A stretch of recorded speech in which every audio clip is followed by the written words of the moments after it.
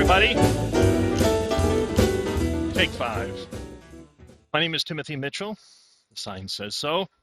Now the sign's gone, and I'm no longer Timothy Mitchell. I have a ghost in the machine.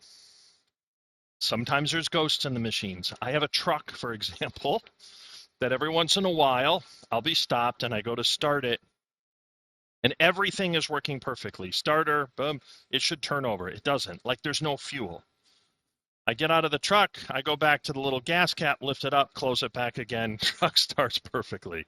Now there's a rational explanation for that, but in the latex printer world, occasionally you have something that has strange ghost in the machine-like behavior, and you don't know why. Well, I've just encountered it. I just took a picture of the ghost. Now, this is not like a poltergeist. You know, your printer is sitting on top of an ancient burial mound and you're going to be swimming in a sea of corpses. That's not what's going on here.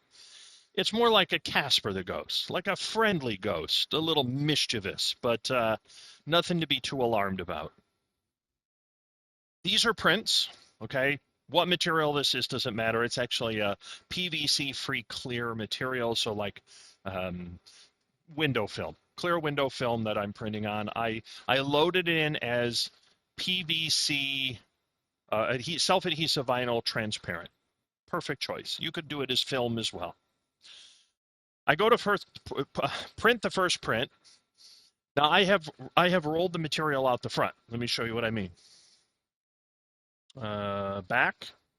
One great thing about latex is everything is always dry. So if you do have to roll backwards, unlike some of my solvent counterparts where it would make a mess. I'm going to keep going. I want to show you what happened here because it's a little hard to understand, and I'm sure you're going to encounter it and you're going to be befuddled and you're going to think, what's going on here? So you can see that I rolled this out a bit. You know, it's not like I didn't give it plenty on the front because I just loaded this for the first time. I don't know how it's going to behave. For all I know, it's going to melt completely. I just have no clue. I'm getting my first read on it. I send a job, a very simple color calibration chart. Everything is printing fine in the print zone. Okay, it looks great. I walk over here, it looks great. And then as I'm printing and it's rolling out the front, I'm seeing these, you know, scratching basically. And it's fine back there, but it's not fine down here. And what's happening is this is coming up and touching inside the curing unit. And that touching inside the curing unit is causing this material, the image, which is not fully cured, to get smudged and scratched and smeared. And then, you know, it's like claws are like pulling the ink back. And then it even gets worse. Then it gets really bad. Okay, it's not getting better. And then it drags it, okay, like drags it back. Now, here's where it gets cool.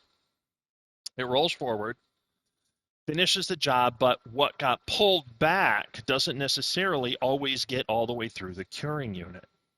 So then the print rolls back, stops where kind of you left it, except some of this stuff here, which may not be completely dry, now has rolled through the pinch rollers. And then I have to roll it forward, and I'm seeing like there's a little trail where that happened, and it continues, you know. So then I'm like, select long choice words. No need to repeat them. You probably have a pretty good idea. You set them yourself when this happens. What I do at this point is I go substrate, and then the three little dots, or excuse me, next to the three little dots, there's a thing that has like it looks like a flat rectangle with an arrow. That will release the pinch rollers. So then I roll it forward to like here, release the pinch rollers. I get some isopropyl alcohol and I wipe down the pinches so that any ink that may have gotten on the pinch rollers, I'm going to remove it because I don't want it tracking through the rest of my prints. Right? Because it might still be on there and I'll be printing. I'm like, oh, you got to be kidding. Another black dot in the middle of a sea of yellow. And you don't want any of that. So lift it, clean them. And you're thinking, I don't want that to happen again, but I don't know what just happened and I don't know why. Well, you know what? Neither do I, because it's the ghost in the machine. Now, yeah, there's probably an answer which has to do with a degree of static electricity in the curing zone, and the vents go on and the material comes up. And once it comes up, it sort of stays up. It continues like that because the next print I do, right behind it, okay, not on the take-up reel, no changes. I took the exact same print and just hit reprint after rolling it forward a little bit, and it is flawless. It looks perfect. So there's nothing wrong with this material. The material print very, very well. Just even out of defaults, I see nothing to be concerned about. It's just one of those things. It's Casper, the mischievous latex ghost. I've had it where sometimes I turn the printer back on and off. Sometimes I just open the door and kind of look through there and make sure there's nothing kind of stuck in there. And sometimes I put it on a take-up reel, and sometimes I just do a print right behind it, and it never does it again. I have had this happen in a demo where I'm printing and the first print's fine, and then I send another print fine, and I'm talking, I'm sending it to, and I'm talking, and behind me, I call these zombie prints, right? They're zombie prints. There was a movie, one of the zombie movies a long way back, where there's these two people on top of the rooftops. One group of people, and there's this other guy on the other one who has a gun store, and they communicate by holding signs up to one another. And at some point, the guy gets it, and he comes out there and he's a zombie and he holds up a sign and it's all gibberish, right? Now they know, okay, he got it. So they got him. And that's what I call the zombie prints. They're zombie prints. And I don't know why. It has to do with the curing unit, and the print area is fine. I've rolled it out and it's happened. I think it's just every once in a while the material, once it starts on the trajectory, stays on the trajectory, and it's just the occasional thing. For the most part, I don't see it that often. I thought I would capture it since it happened, and then the print rate behind it is perfect.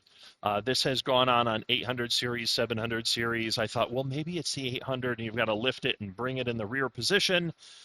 Mostly, I just think every once in a while in the curing unit, and also it could be the door, and that's why sometimes I'll restart it, which will start all the printer systems back again.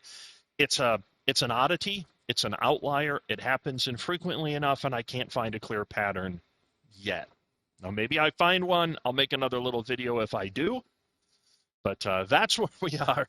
That's my zombie print of the day. Thought I would relate that to you. If it happens to you, you're not nuts. It's just weird. It's normal. Again, it's not, you're not on top of an old burial mound. It's just a mischievous ghost that thinks this is funny. He's probably floating around laughing on the side, and it'll go away now for weeks, and then it'll just show up out of nowhere. Happens. Don't panic.